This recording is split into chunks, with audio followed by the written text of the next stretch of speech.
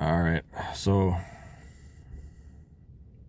I had a little bit of an interesting series of thoughts the other day. I went to the city that is sort of close by. It's a fun place to walk around, and there's all these little shops. And one of the shops, is like a little candy store. It was on New Year's Eve, so most of the places were closed. But I wanted some entertainment, so my friend and I walked in there. And there wasn't a whole lot of candy that really interests me. I don't really have the same kind of sweet tooth that I did when I was a kid, but it's sort of fun to look around and you kind of get the satisfaction of eating the candy without really even having to eat it, just by sort of knowing the consequences of eating candy, which for me I feel sort of unpleasant.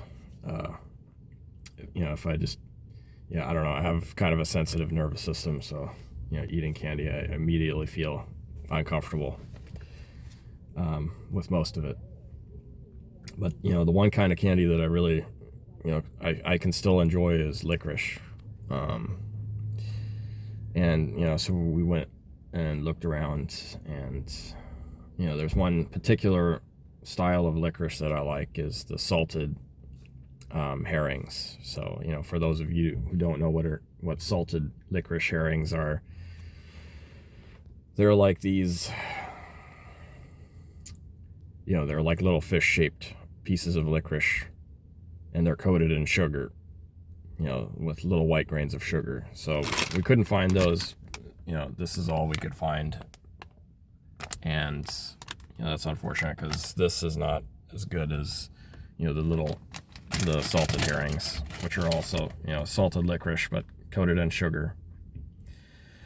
But the interesting thought that occurred to me, where I sort of realized for all these years I've never really thought about the salted part of the of the salted herring licorice, because the actual salt, like in this, is in the licorice itself. You can't actually see it. It's dissolved into the licorice. And the thing that looks like salt on the herring, the salted herring licorice, is little powdered grains of sugar that it's coated in. So everything, it's like part of me always knew, like, okay, well, this white stuff on this salted herring is not actually salt, but it's made to look like salt so that it can be called, sort of for marketing purposes, a salted herring.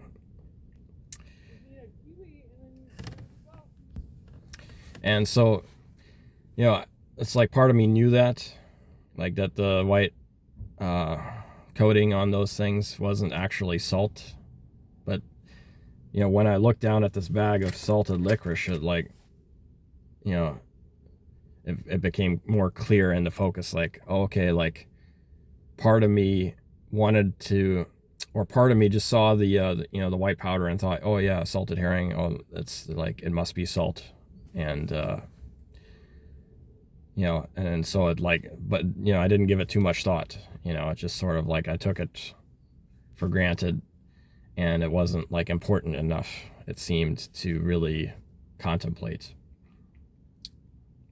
whether or not the white stuff on the licorice was actually salt or not. And what's interesting about this, and all this may seem really like, why is he even talking about this? This is so stupid. Well, what's interesting to me about this is like kind of what we do all the time in the world. We go around the world and we see what is sort of implied, and part of us, like, knows that that's not the truth, but we don't really give much thought to what the actual reality is behind, what we conflate with our minds to be the truth. So, often we just go with the illusion and we don't think, what are the actual components here? Like, what is it, that is really, what is it that I'm really looking at here? Am I looking at salt or am I looking at sugar? They both look very similar, but under different circumstances, our brain doesn't necessarily pick up the difference unless we consciously look at it and think, oh, okay, yeah, some part of me thought that this was salt even though it was sugar, because it's sort of fun too. And my mind, it's sort of like a game, that we play, is we look at things and we sort of participate in the misdirection, even though that some part of ourselves actually knows what is really going on, is not, literally what is happening. But it's kind of fun to see things in the way that they're presented and not necessarily in the way that they actually are. So, to me, I like, sort of peeling back the layers of, the presentation, finding out, what it is that is actually the reality behind it. And in that, I think a lot of people fear that, okay, well, you're taking the fun out of life then. If you understand it too well, if you understand the illusion, you can no longer enjoy the illusion. But I think it's actually, I can enjoy the illusion even more, understanding that it's an illusion. I don't have to give up the fun that I had in seeing salted licorice herring when it's a sugar-coated salty licorice in reality, and not what it's sort of implied to be.